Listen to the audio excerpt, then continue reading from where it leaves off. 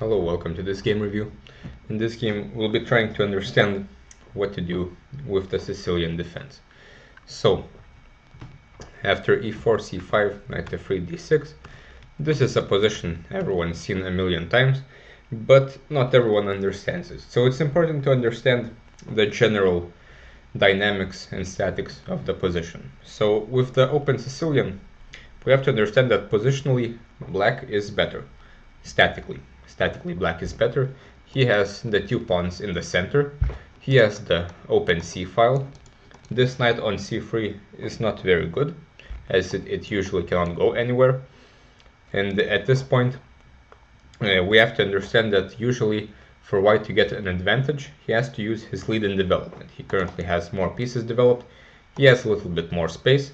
So this is why usually white has to attack in the Sicilian, while black is trying to defend and hopefully win an endgame because of his positional trumps. So we have to understand this before playing the Sicilian for either side. So black plays g6. So this is a very optimistic variation, of course. The bishop really wants to go to this diagonal, but the problem is usually that this is a hook for white's attacks. So here white played bishop e2 and he castles kingside, and this is not the way to play the Sicilian usually, because white cannot really use his lead in development by castling kingside. So we will see how black slowly takes over. Here white takes on c6, but this is usually a bad decision as it gets black the d5 square and also opens the b file. So now especially black is statically even better, so he usually wants to exchange pieces and simplify into some endgame type of position. So white plays f4, which is the correct approach. His only plan here is usually to play f5 and try to attack, and black should again try to exchange pieces. Already he could opt for this plan of playing bishop a6 and exchange the light squared bishop. It might seem strange, but this bishop is kind of useless in the structure, because on e6 it will often be attacked with f5, otherwise it can't really do much. Playing bishop b7 and e5 and c5 is an idea, but this also gives up the d5 square. So queen a5 is fine, king h1, rook b8 developing with tempo is fine, rook b1, and here black develops his bishop to e6, but unfortunately this bishop is quite useless here. The pawn on a2 is not really hanging most of the time. Instead, black should probably exchange the bishop on e2, try to aim for exchanges. For example, here white is likely to try to attack, and the problem for black is usually this knight, which is blocking our bishop, and in general the knight is not really doing much. After knight e7, the knight is sometimes going to c4, which is the ideal location.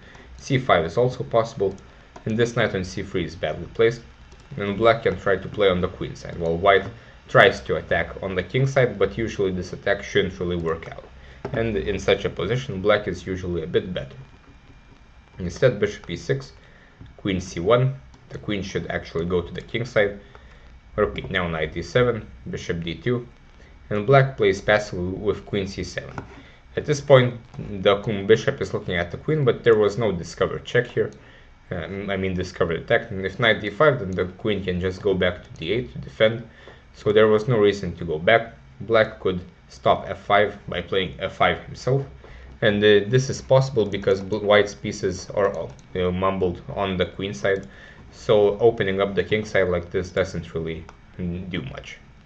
So queen c7, now a3. Already white is allowed to play f5. The next move can be bishop h6. At this point, black's bishop is also almost trapped, so he has to take, and then he has to play bishop d5. And black's coordination is not very good. Something like bishop h6 is possible, attacking with queen g5, and here white is doing what he has to do, which is to attack and use his lead in development. Instead, white plays a3, which is a horrible move.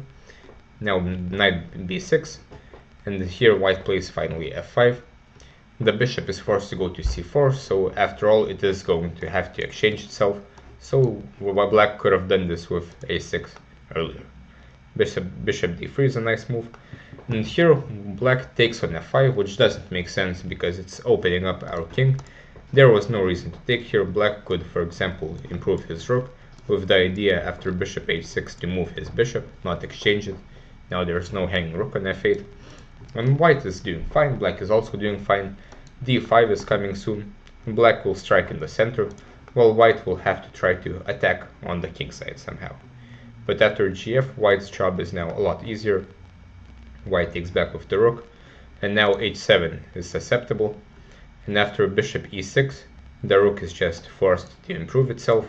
And at this point, white is close to winning, because he has ideas like bishop h6, ideas like e5, while black hasn't really achieved much on the queen side yet.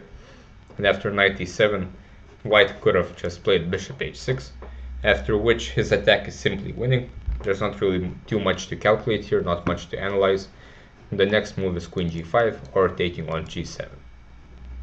So instead white plays e5, and here black had only one possible move, which is to play f5, somehow defending h7, and if white takes, knight f6 defends with tempo, and black is still kind of fine, though of course his position is very dangerous. Instead rook fd8, but this just allows everything, king f8 and the bishop h6, and at this point black is close to resigning, but white really lost the thread at some point. So he took here, queen d6, and now knight e4, which makes sense to develop with tempo, try to improve the knight's position. But a bit better was to improve the rook actually. And for example, after the queen moves, now after bishop d3 or any other move with the bishop, queen h8 is threatened, after which something like rook g5, rook g8 is very dangerous, and the knight can come into the game as well.